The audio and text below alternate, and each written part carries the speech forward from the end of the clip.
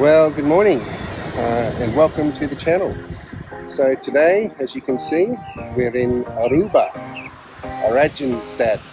Is that how you say it? I don't know. We'll figure it out by the end of the day. Anyhow, we're off to do some snorkeling around the Antilla Wreck today. If you want to see what we get up to, stay tuned. Hello world, wake me up to another good morning, time to go. Oh, we are all looking for adventure. We are all looking for adventure. We are all looking for adventure. We are all looking for adventure. We are all looking for adventure. We left the Dominican Republic and had a day at sea before we reached the lovely island of Aruba. To get to Aruba, we had to cross the Caribbean Sea, which is significantly warmer than the Atlantic Ocean. The weather was beautiful when we arrived, and we were ready to head off on our catamaran tour. This was an NCL shore tour, and it was with Pelican Adventures. One of the benefits of this tour is that they actually collect you from the port right next to the ship. We set sail in a large catamaran, and it's definitely what you would consider a party cat with an open bar the entire time. Aruba is an island of beautiful beaches, and it was absolutely magical sailing up the coast to the site of the Antilla Wreck. Despite the boat being fairly crowded, it was easy to find yourself some space to enjoy the wind in your hair as the sails were hoisted. The weather was beautiful, and with the tunes pumping, we made our way to our snorkel site.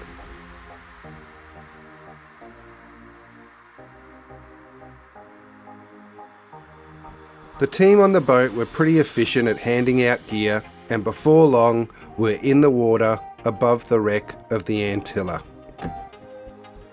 To be perfectly honest, there were a couple of things I didn't like. They made us wear these safety vests, which I find quite cumbersome and annoying, and would prefer to snorkel without them. We're massive Seinfeld fans, and you may remember an episode where Kramer is swimming in the East River, and he's describing what it's like to swim in a crowd. He describes it as swimming in a flabby-armed spanking machine. And to be honest, that's a little bit what it was like here, with many people in a small space, all trying to get a glimpse of the wreck. Regardless of the crowds, we were definitely able to see the wreck. This is possibly because we were the only two people that were actually diving underwater. The only problem was surfacing and making sure you didn't hit someone who was floundering around on the surface.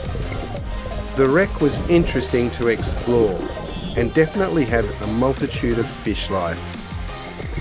As we swam over the sunken vessel, it was intriguing to try to figure out what all of the different pieces we were looking at actually were.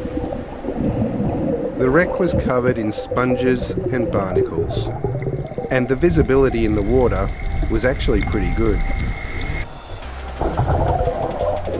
It appeared as though each of the tour companies had their own mooring set up, and you were really only able to snorkel just around your tour vessel.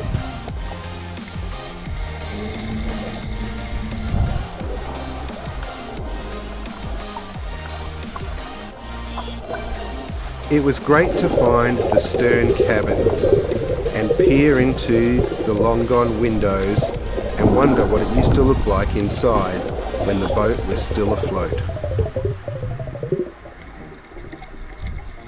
If you're enjoying our videos, make sure you hit that like button. Don't forget to subscribe and get notified so you find out where we're off to next. We really enjoyed our snorkel on the Antilla Wreck, and it didn't take long before it was time to jump out and get back on the cat to sail into Pelican Pier. This is a view of Eagle Beach, which is where we actually stopped. It's a beautiful beach set up for tourists, with lots of thatched umbrellas to lay beneath. Now this pier was actually owned by the company, which was great. It meant they could serve us cocktails even while we're in the water swimming. We had around 45 minutes to enjoy this beautiful piece of paradise. It was even better while sipping an Aruba Arriba, which was the drink of the day. When it was time to go, we jumped back aboard the catamaran and set sail back to the port and the Norwegian breakaway.